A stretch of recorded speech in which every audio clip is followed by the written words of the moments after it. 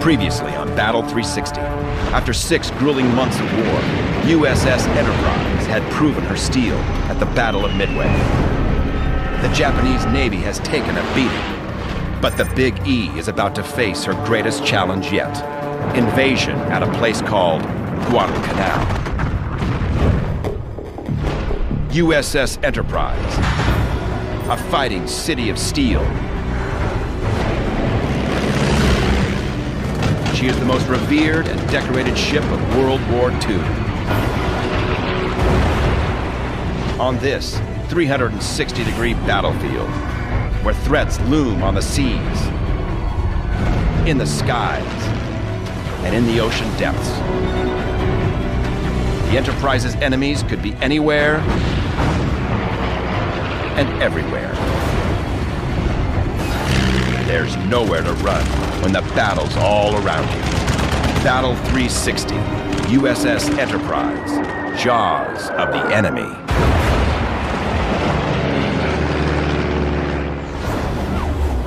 This series is brought to you with limited commercials by the men and women of Enterprise Rent-A-Car. August 7th, 1942, 6:13 a.m. Off a remote Pacific island. The stillness of the waters is shattered by massive artillery blasts. The cruiser USS Quincy has opened fire with her 8-inch guns. The island is about to become famous. Its name, Guadalcanal. Other cruisers and destroyers quickly join in, drowning Japanese shore positions in a tsunami of lead and steel. It was exhilarating to see all the big shells going ashore and to hear the shells exploding. Dive bombers from Enterprise unleashed 1,000-pound bombs on the island. Their success is marked by the massive fireballs from exploding shore installations and fuel dumps, which can be seen miles away by the men aboard the ships of the task force.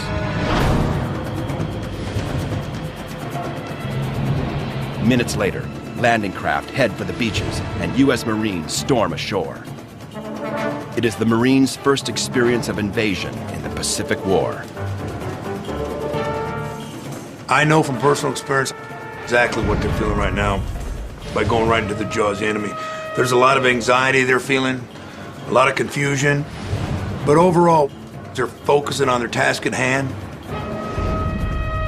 For the first time in World War II, the American military is on the full offensive. Everything else up to that point was strictly defensive, even the Battle of Midway. But the Solomons was the first offensive action. As the invaders hit the beach, the men aboard Enterprise wait offshore, unaware of the day's strategic significance. Pedro Sandoval has only been on the Big E a few weeks. But the confidence of Enterprise's veteran sailors has already rubbed off on this teenager from Laredo, Texas. You was headed for danger. And you know you're headed for danger, there's nothing you can do about it. Just relax and do the best you can. And that's what we did. But to the architects of the war, this invasion is the key to the future. The Solomon Islands lie in the center of shipping lanes in the Pacific, just 1,200 miles off the coast of Australia. Whoever controls the Solomons controls the war. And the Japanese Navy has made the island of Guadalcanal the center square in the chessboard of the Pacific. The Japanese were obviously extremely disheartened by their defeat at Midway, but they did not believe that that meant that they had lost the war overnight. Throughout the summer of 1942, the Japanese have invaded the Solomon Islands and are building an airfield on Guadalcanal. If they succeed, they'll be within easy striking distance of the vital sea lanes of the South Pacific. And that's only the beginning. From this base that they're building on Guadalcanal, they will be able to launch multi-engine medium bombers. This will be done as a precursor to the invasion of Australia.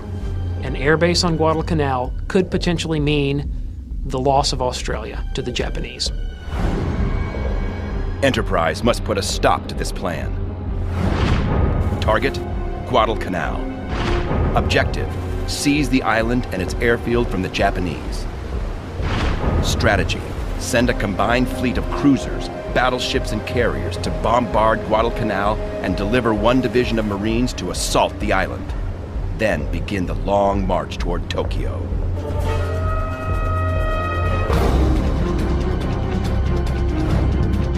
For the first time in World War II, a new weapon joins Enterprise's protective arsenal: the battleship.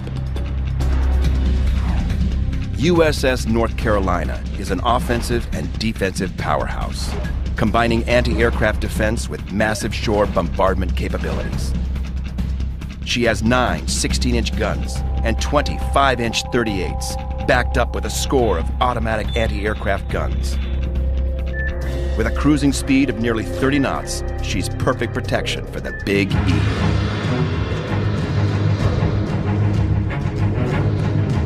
Fire Controlman Harold Smith and his shipmates aboard North Carolina are looking for action. Oh, we were very eager. I mean, we were a cocky ship. We were a good ship. We were well trained. The whole crew was very cocky. We couldn't wait to get going. The fleet makes its way to the Solomons. At dawn, August 7th, 1942, the savage battle begins. Enterprise launches its air groups and bombards Guadalcanal. They first disable the enemy airstrip. Surface ships bombard the shore. Then, the Marines hit the beach. And the long battle for Guadalcanal was underway. As Marine riflemen put boots on the ground, 15,000 feet above, the skies roar with dozens of warplanes. 18 Enterprise dive bombers pummel the island with a barrage of 1,000-pound bombs, as Wildcat fighter planes strafe the enemy positions. Manned only by work crews and a handful of soldiers, the Japanese base is not prepared for an invasion. There is no resistance. It came as a real surprise to them that all of a sudden one of their outposts had been attacked. Initially, they badly underestimated the size of forces that we had present on the island.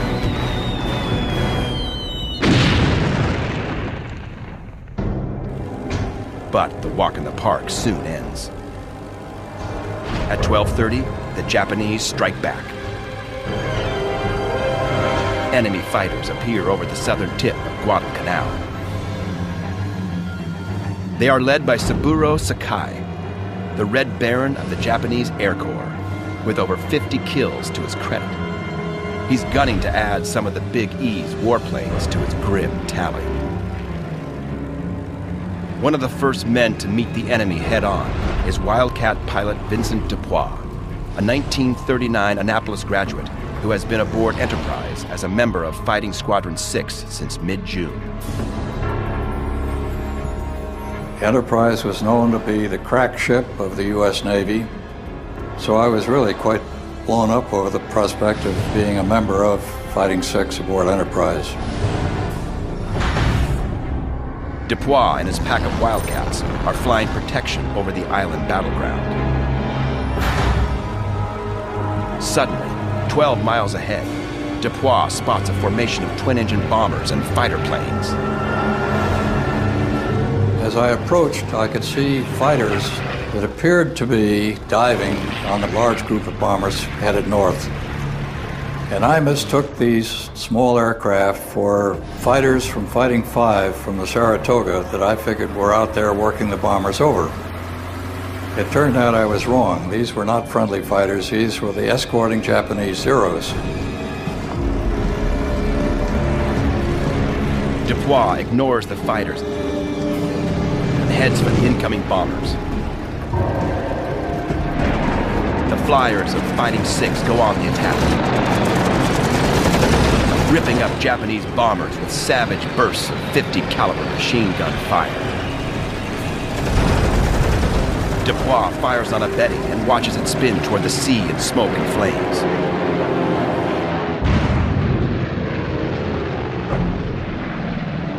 Only then does he realize he's in trouble. I heard this ticking sound, and then I realized that I was being fired at, and bullets were entering the cockpit and hitting my instrument panel. From only 200 feet behind Dubois, Saburo Sakai peppers the American plane with hot lead.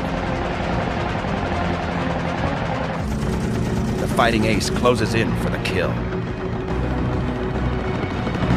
Dubois takes a bullet in his shoulder, but he's still able to make a tight S-turn and disappear into a billowing cumulus cloud, losing Sakai.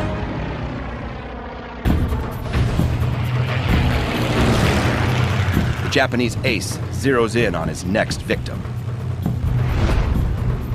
Radio man gunner Edward Anderson is heading back to the ship in his SBD Dauntless when he sees Sakai's plane approaching in the distance. He came up underneath the plane I was in and fired and shattered the radio transmitter in my cockpit, which is right practically between my legs. Sakai comes in from behind for the kill. It's a mistake he will quickly regret. Sakai mistakenly believes he's attacking a Wildcat, which has no rear seat gunner, rather than a dive bomber, which very much does. Machine gun fire tears Sakai's canopy apart. He came practically straight back of us, and then he made a big wing over, and we could see smoke trailing from his ship, and he just faded into the horizon, going back, smoking all the way, and we all thought he was going to crash. Although one bullet has blasted Sakai in the face and blinded him in one eye, he somehow manages to pull his Zero out of a deadly dive and make it back to base. I think it's just a testament to the training, skill, and really the fitness levels of pilots. But to be able to pilot that aircraft 500 miles when you're hanging on to a thin thread of life and bleeding profusely in the face, it's pretty impressive. Sakai will be out of action for 5 months.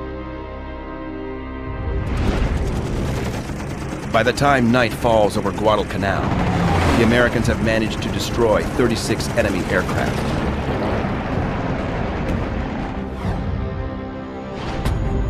By the next morning, the Marines have captured the Japanese airfield and renamed it Henderson Field, after Major Lofton Henderson, a Marine dive bomber pilot killed at Midway. The American ground commander, General Vandegrift, very wisely decides to establish a perimeter all the way around the airfield and defend it in depth, perceiving almost at once that Henderson Field really is the key to this entire affair. The initial invasion of Guadalcanal is a resounding success. If the rest of the fight for the island is this simple, it will be a short war.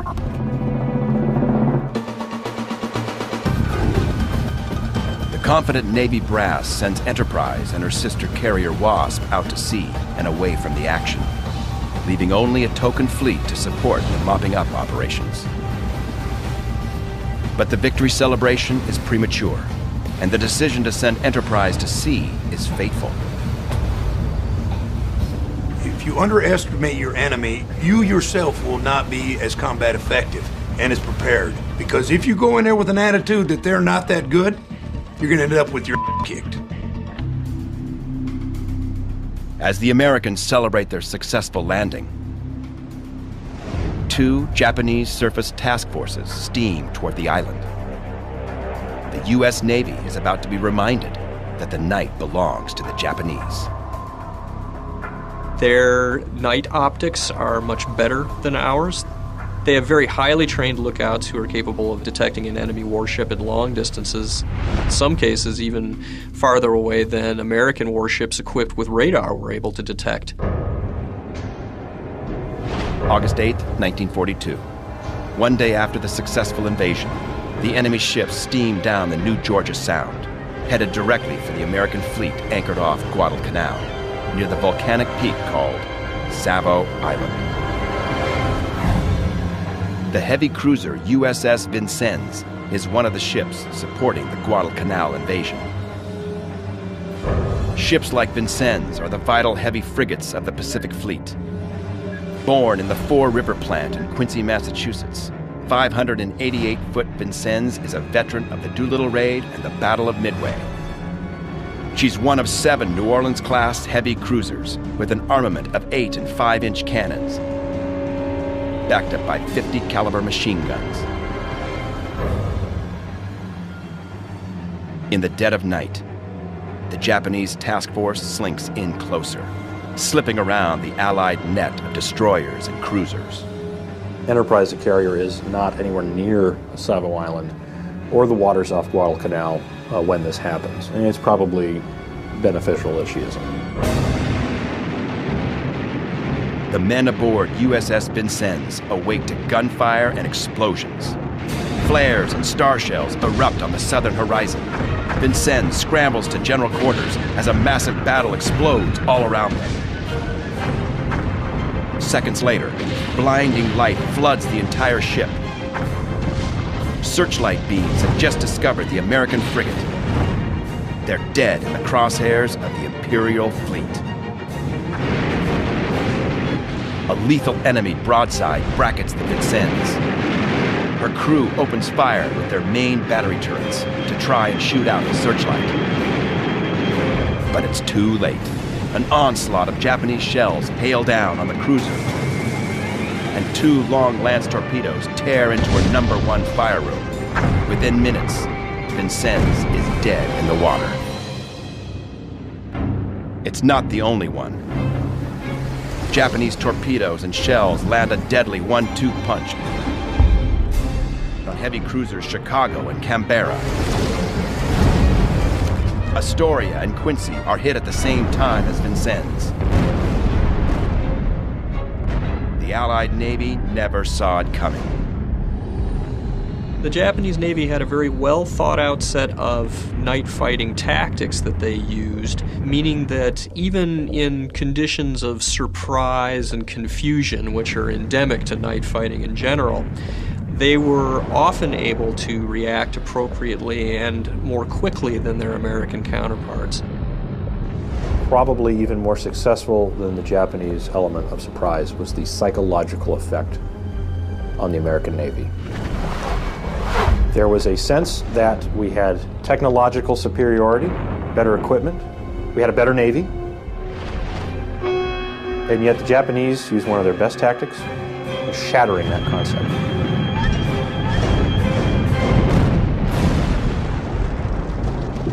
In just 32 minutes, the enemy sinks 4 heavy cruisers and badly damages a cruiser and a destroyer.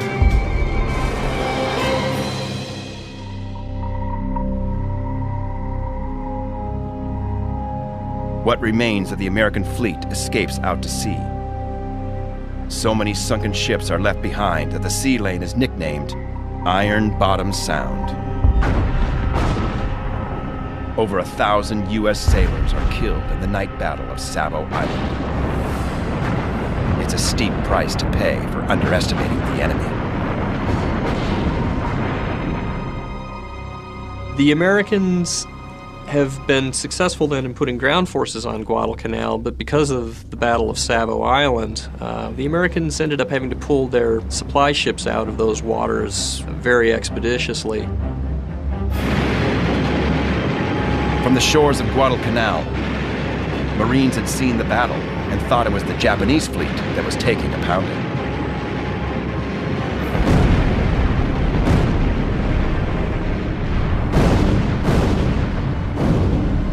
When they wake up the next morning, it's a slightly different situation. In the next few hours, there's not really going to be an American task force at Guadalcanal. They leave. The ones that haven't been sunk pull out. Transports, they offload some of their equipment and supplies, and then they pull out. Abandoned and alone, the grunts on the ground are left to defend Guadalcanal with little more than light artillery and World War I-era Springfield rifles. So almost from the get-go, the Americans are in a precarious position in terms of their logistics, and that would define the fighting for the Americans throughout the next 2 or 3 months, trying to build up enough materiel to keep that base in operation and finally secure the island. The invasion is an unqualified success one day and a complete disaster the next. With the American fleet sunk off Savo, the Marines' only hope of holding on is protection from carriers like Enterprise. And the enemy knows it. From their bases in Rabaul and Truk, the Japanese send a massive carrier task force and troop transports to Guadalcanal. Their plan: destroy Enterprise and the other American carriers and wipe out the Marines on the island. August 20th, 1942. 3 Japanese carriers steam toward the Solomons. 2 of them, Shokaku and Zuikaku, are the largest carriers in the Japanese Navy, veterans of Pearl Harbor. The third, a lighter carrier named Ryujo, escorts Japanese troop transports heading for Guadalcanal.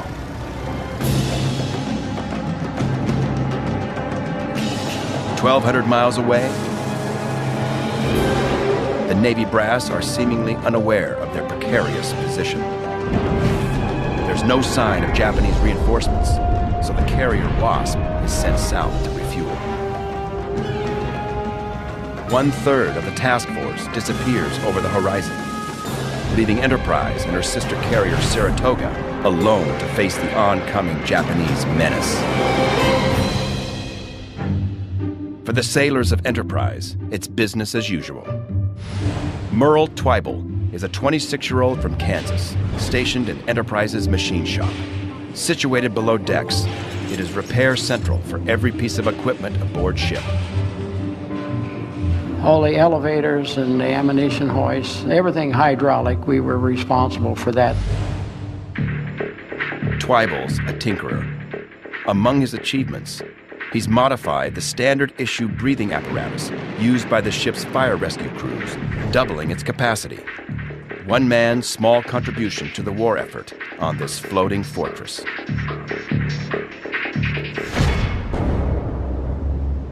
All around the ship, the men of Enterprise are getting nervous.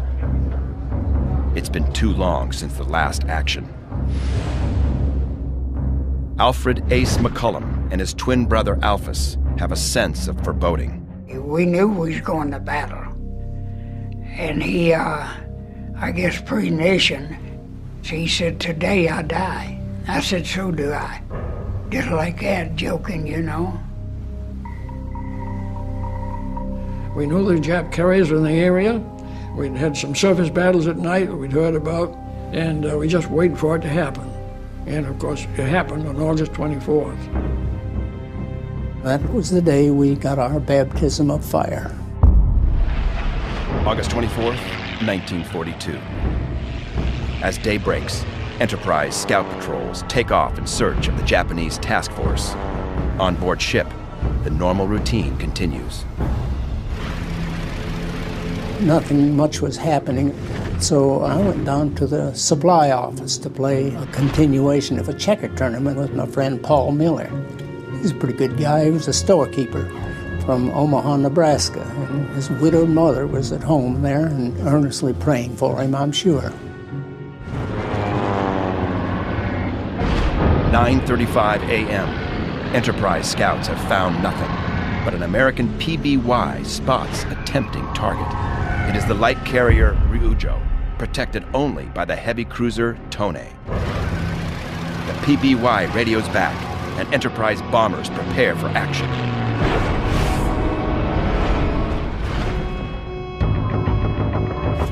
Around 11 o'clock, the general quarters alarm rang. We put the checkerboard back, said we'll finish the game later, and Paul went down about 4 or 5 decks below the water line, and I went up to where the captain's bridge was.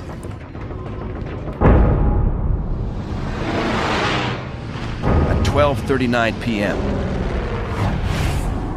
23 dive bombers take off to hit Ryujo. We knew that the Japs were there. Our patrol planes, the PBYs, had spotted them. And our planes were sent out to find them. Ed Anderson is aboard a Dauntless as it first makes contact. As we got to the end of our segment of the search, we did see 2 heavy cruisers and a whole bunch of destroyers. So my pilot got some altitude, and we made a run on one of the cruisers and dropped his bomb up alongside the rear end of the ship. They were shooting at us and we were shooting at them. But we got through, I don't know how.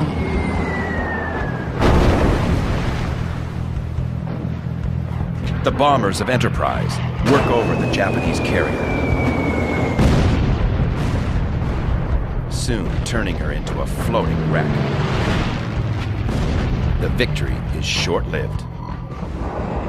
100 miles behind Ryujo and her escorts, the giant Japanese carriers Shokaku and Zuikaku are ready to pounce. Ryujo is bait for a trap, and Enterprise has sailed right into it. Shokaku and Zuikaku are sister ships. Both carriers helped launch the Pearl Harbor attacks, and both are destined to meet Enterprise again and again on the field of battle. Over 800 feet long, with crews of at least 1,600 men, these twin sisters can launch more than 160 aircraft against Enterprise. Waves of bombers launch within striking distance of the Big E. 4 p.m., Enterprise, Saratoga, and their escorts sail in close circles, expecting only a minor scrap. American radar isn't picking up any aircraft, but it should be. 88 miles away, a massive air assault closes in. There was a horrible breakdown in terms of the radar functionality on board both of the American carriers. Normally, we had been getting detection ranges of up around 75 to 85 miles, and in this case, didn't detect the incoming Japanese aircraft until they were almost on top of the Americans. My good friend Charlie Mason and I were on the flight deck. We watched the ship's radar point in a certain direction and stop revolving, just hunt back and forth.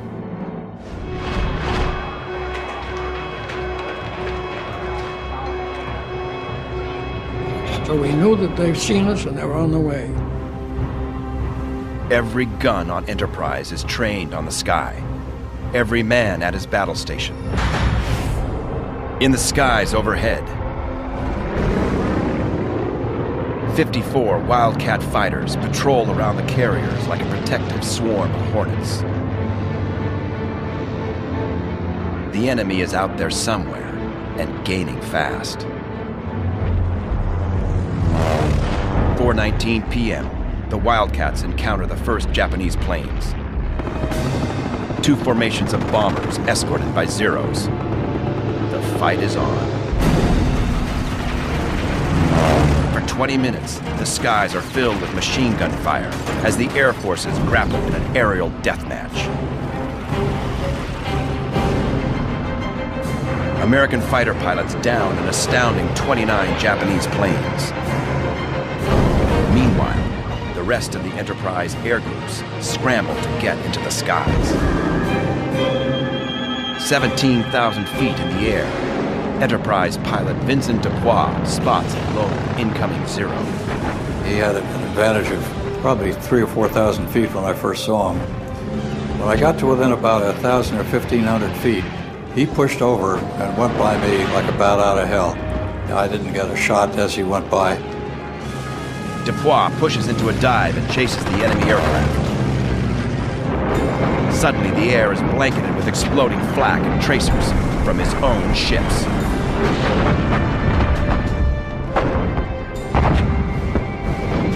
I looked down, and here was his battleship below me, and of course they were doing their best to knock him down, and probably me. They were shooting at him, and I was getting the benefit of it. Amazingly, the enemy flyer dodges the rapid gunfire from North Carolina and makes his escape. As the last American planes lift off from the deck of Enterprise and head for the enemy carriers, the gunners aboard ship wait for their first clear shot. It's only a matter of time before the Japanese planes get clear of the fighters and make their plunge on the Big E. One of the ship's key defenses, the 20mm battery. The Oerlikon 20mm is a 70 caliber air-cooled anti-aircraft machine gun. The weapon has an effective range of 1,000 yards and can spit out a stream of fire at 450 rounds per minute. Manning the port side 20mm gallery are Marines Joe Shinka and Frank Graves. Platoon Sergeant Joe Shinka was a character aboard ship, always giving us young sergeants a bad time. Joe always chomping a cigar when he could get them. But on the 24th of August, Joe spotted dive bombers. Shinka spots sunlight gleaming off the wings of an enemy Val. He doesn't wait for orders. He opens fire. The rest of the ship's guns blaze, just as 30 dive bombers plunge out of the skies. On the flight deck, Roy Blood and his friend, Charlie Mason, stare in disbelief. We watched this first dive bomber coming straight down, and when we saw this little black object drop away from the plane, we knew it was a bomb. I said, Charlie, let's get the hell out of here. And boom, that's when it started. The first bomb is a near miss. Enterprise erupts with gunfire as every battery spews lead. Directly behind Enterprise waits 45,000-ton battleship North Carolina, ready to blast the enemy to hell. We knew it was a fairly good strike. Enterprise was their target. They were paying more attention to the Enterprise than the rest of us. Battleship North Carolina explodes with anti-aircraft fire. The earth-shattering eruption takes the entire fleet by surprise. And the Enterprise asked us if we were on fire because we were firing so many guns at the planes. Back on Enterprise, her 5-inch gun crews hammer out a barrage at the incoming planes. Enterprise's first defensive weapon, her 8 5-inch 38 caliber dual-purpose guns, are the best in World War II. With a team of the Big E's gunners behind them, they can lob 15 5-inch explosive shells per minute at a maximum range of 18,200 yards. But firepower comes at a cost. There is almost no protection for the gunners, who stand out in the open. A steel helmet is all that stands between them and a gruesome death. The ship is shaking and roaring with noise, vibration. That's when the fear comes. It's not the fear so much of dying, it's the fear that god-awful noise must mean something is coming at us. As unrelenting gunfire rattles the Enterprise, the ship takes evasive action, bobbing and weaving like a prize fighter on the choppy seas. Basically, there's no place to go. The dive bombers are aiming right for the middle of that flight deck.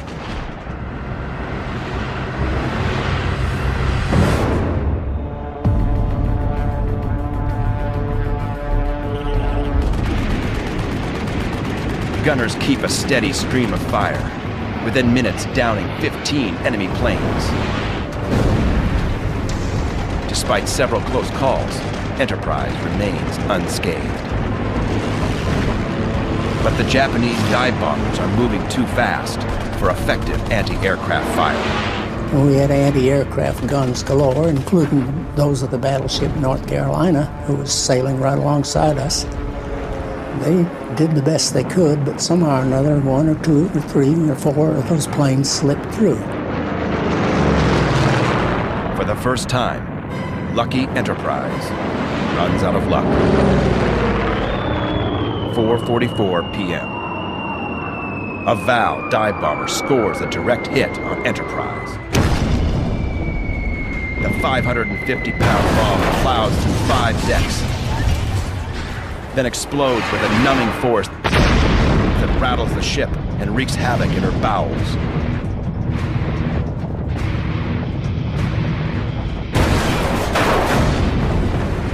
The first bomb hit right back at the fantail and went down to the keel of the ship where my friend Paul Miller was located, and his crew of 22 damage control repair people was wiped out immediately.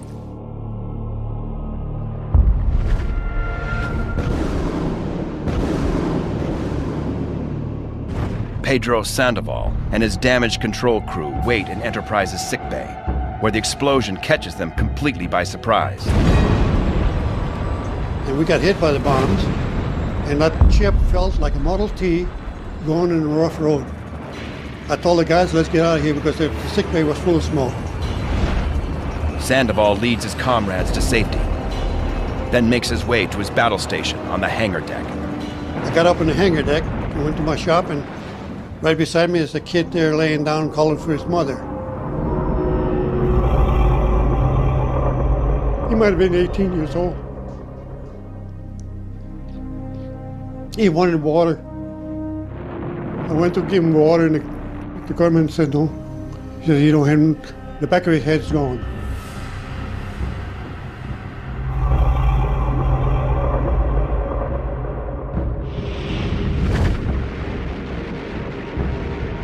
James Barnhill is 2 levels above the flight deck when the bomb hits. His younger brother, also serving aboard Enterprise, is directing anti-aircraft fire from Sky Control. I glanced back up at Sky Control where I could ordinarily see him, and I didn't see him anywhere, and it looked like Sky Control was crumpled way over to the side, and I started crying. Fortunately, Barnhill is mistaken. Sky Control has been strafed, but it still stands, with no casualties. Barnhill's mistake is just a case of combat nerves.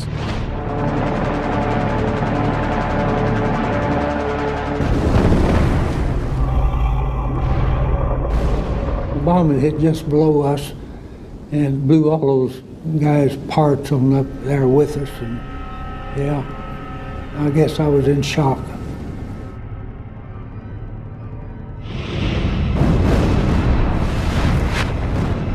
The sound of explosions seemed to go on forever.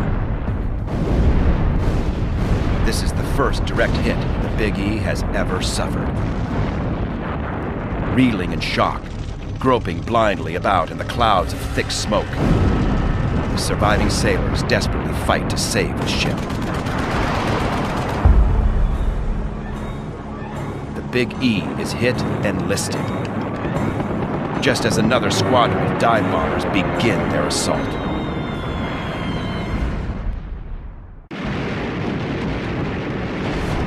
August 24th, 1942, near the island of Guadalcanal, USS Enterprise is assaulted by combined aerial attacks. At 4:44 p.m., a dive bomber makes a direct hit on the Big E's deck. We took terrible casualties down there with the repair crews. They would be locked into their particular area, and with all the hatches locked down and everything, and they just sat there and waited.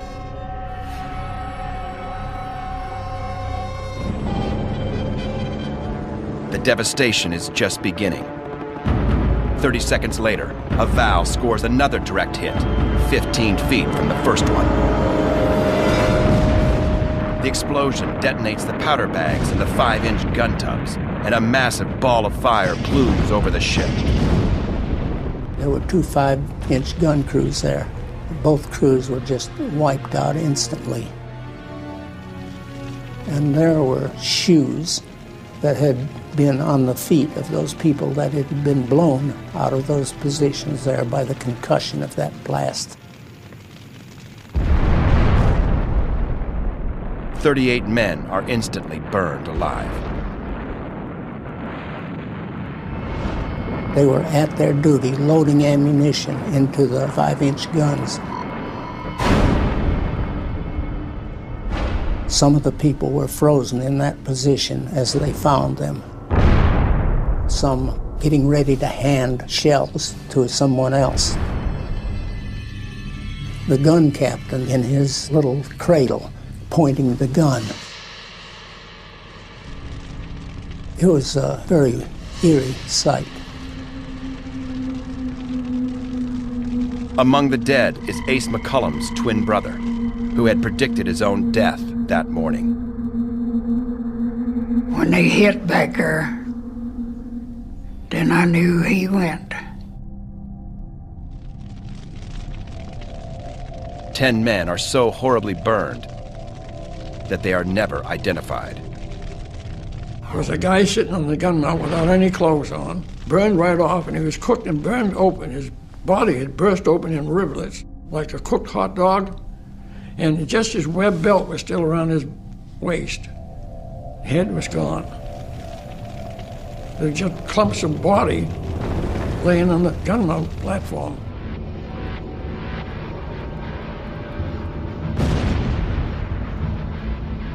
For months after that, you couldn't eat because the smell of the flesh was in there all the time.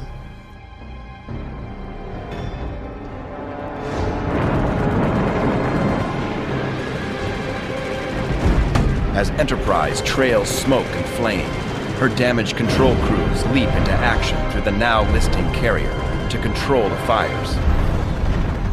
During all of this, every gun on deck continues to spew out flak.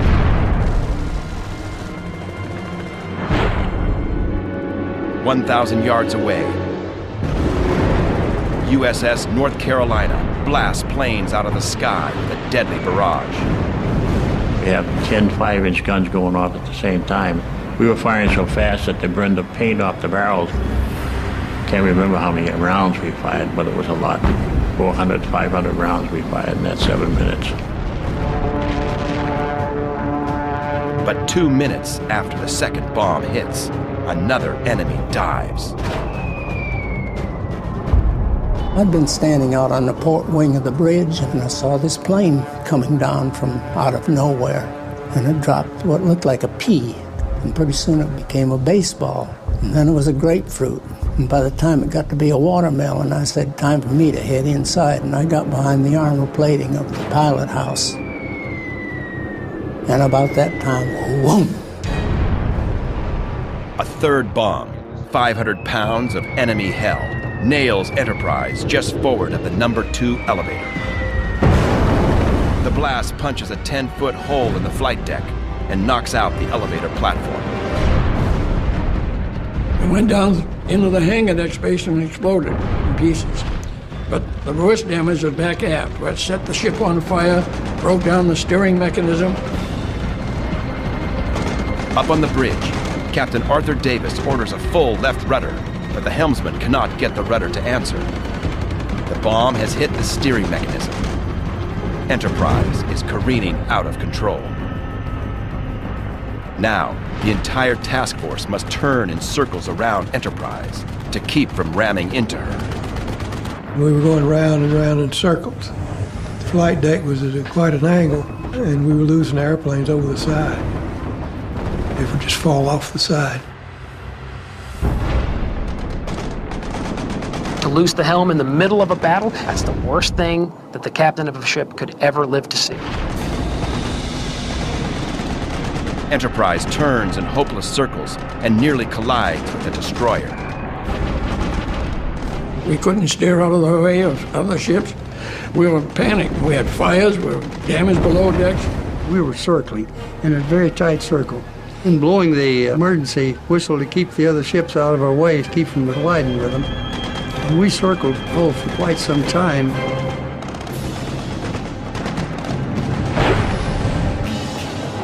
USS Enterprise is aflame and out of the fight. Their mission accomplished. The last of the Japanese bombers break off their attack and disappear into the clouds. Desperately, the crews below deck struggle to fight the fires and get control of the ship. We got orders from main control to go back and try to find out what happened in the steering gear. Flames and smoke fill the passages, but Chief Machinist Mate William Smith has a secret weapon, the homemade breathing device created by machinist Merle Twybold. I gave it to him, and he said, "I'm going down the steering gear," and he took off and went. Those fires were raging down around the engine room quarters, and the temperature gauges registered up to 180 degrees. And those gauges had gone as high as they could go. I've been told that at 145 degrees, the sweat will all disappear from your body. You start having chills, and the linings of your lungs will become charred and seared.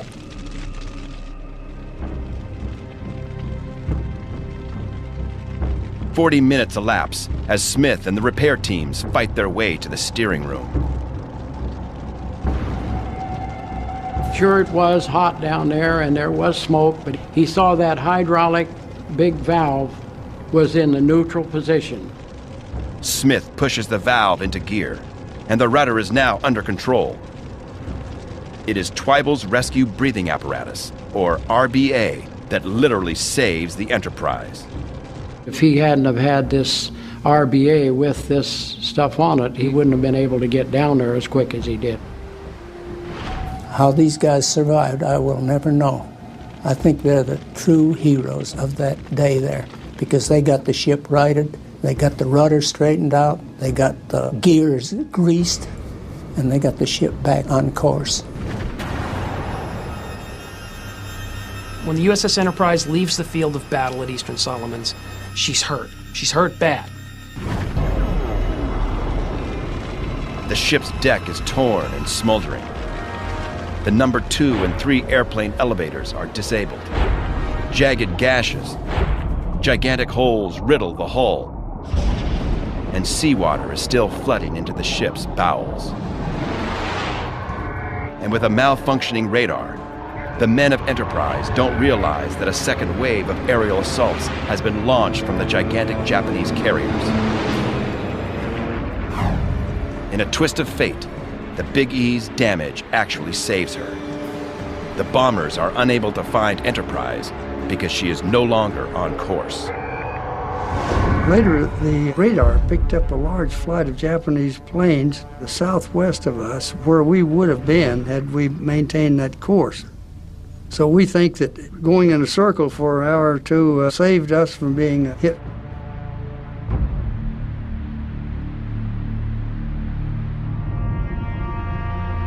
The next day, the wounded giant steams into friendly waters, and the Enterprise's deck becomes the scene of an emotional farewell to the ship's fallen men.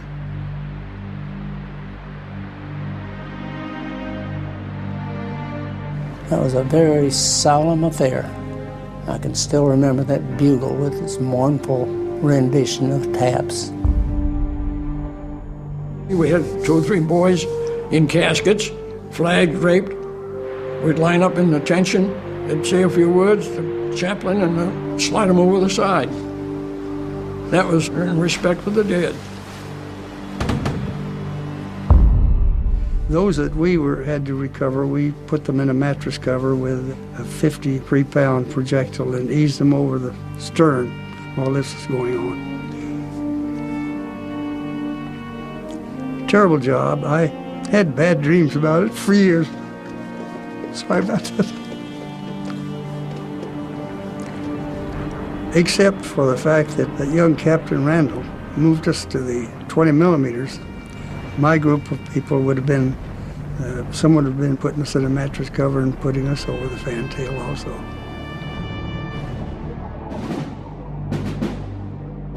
You were not an 18-year-old boy no more. You was a man. Met you in a hurry. You grew up fast. You grew up fast. 77 men are dead, 91 are wounded, and the Enterprise is no longer invincible. For the first time, this ship is hit by bombs, and it's instantly realized how vulnerable a carrier is under air attack, and how vulnerable men are serving on a carrier in an air attack.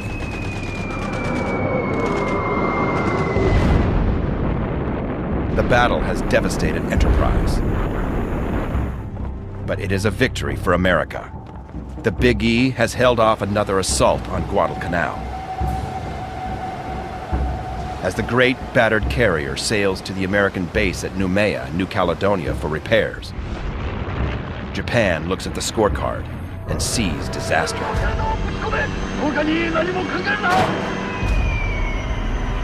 Enterprise has been hit, but she hit back hard. Enterprise bombers have sunk the carrier Ryujo. 70 planes and their crews are victims of Enterprise's deadly firepower. The giant Japanese carriers Shukaku and Zuikaku are in full retreat. The Big E has stopped Japan's thrust toward Australia, dead in its tracks. The Japanese plan was to reinforce the garrison on the island of Guadalcanal. And because an American aircraft carrier task force sailed out, met them, engaged them, and fought them in a spirited battle, they didn't make it through. Guadalcanal remains in American hands. The Battle of the Eastern Solomons is a tactical and strategic U.S. victory.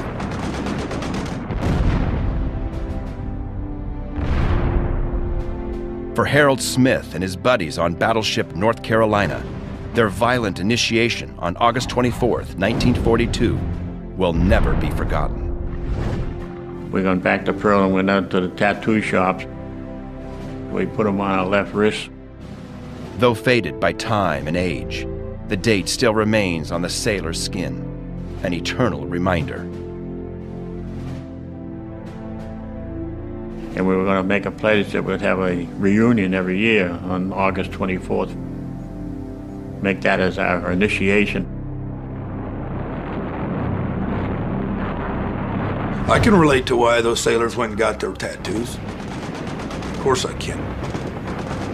It was a big day in their life. And I'm sure every day he looks at that, he thanks God that he's alive.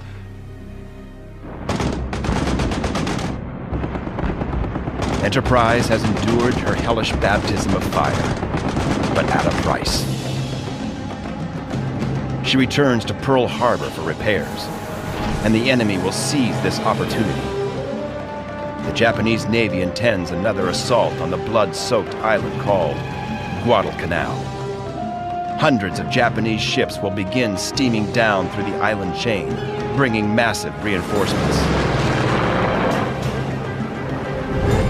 When Enterprise returns to battle, she will find herself facing an Imperial fleet that outnumbers the Americans by 2 to 1.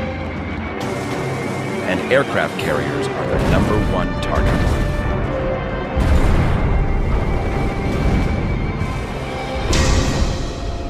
Bloodied but unbeaten, Enterprise is about to steam toward another fight.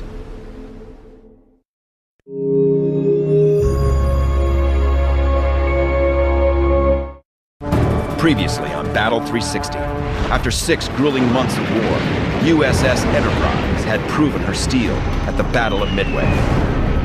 The Japanese Navy has taken a beating, but the Big E is about to face her greatest challenge yet: invasion at a place called Guadalcanal.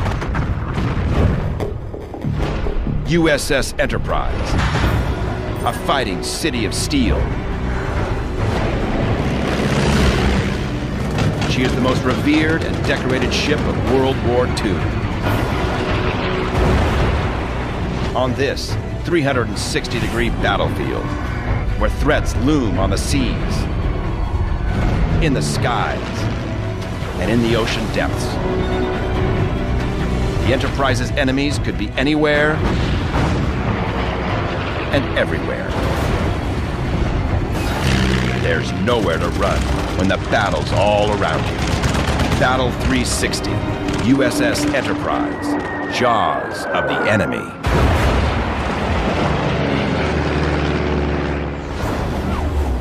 This series is brought to you with limited commercials by the men and women of Enterprise Rent-A-Car. August 7th, 1942, 6:13 a.m. Off a remote Pacific island. The stillness of the waters is shattered by massive artillery blasts. The cruiser USS Quincy has opened fire with her 8-inch guns. The island is about to become famous. Its name, Guadalcanal. Other cruisers and destroyers quickly join in, drowning Japanese shore positions in a tsunami of lead and steel. It was exhilarating to see all the big shells going to shore and to hear the shells exploding. Dive bombers from Enterprise unleash 1,000-pound bombs on the island. Their success is marked by the massive fireballs from exploding shore installations and fuel dumps, which can be seen miles away by the men aboard the ships of the task force.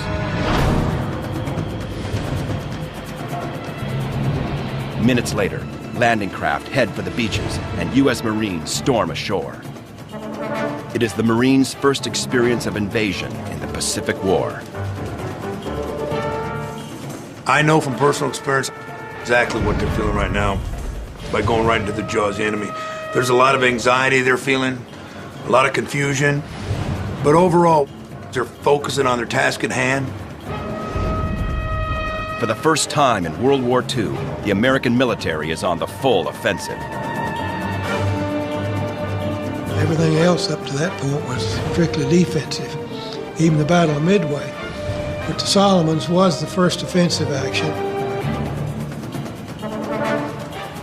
As the invaders hit the beach, the men aboard Enterprise wait offshore, unaware of the day's strategic. Of 1942, the Japanese have invaded the Solomon Islands and are building an airfield on Guadalcanal. If they succeed, they'll be within easy striking distance of the vital sea lanes of the South Pacific. And that's only the beginning. From this base that they're building on Guadalcanal, they will be able to launch multi-engine medium bombers. This will be done as a precursor to the invasion of Australia. An airbase on Guadalcanal could potentially mean the loss of Australia to the Japanese. Enterprise must put a stop to this plan. Target, Guadalcanal. Objective, seize the island and its airfield from the Japanese. Strategy, send a combined fleet of cruisers, battleships, and carriers to bombard Guadalcanal and deliver one division of Marines to assault the island. Then begin the long march toward Tokyo.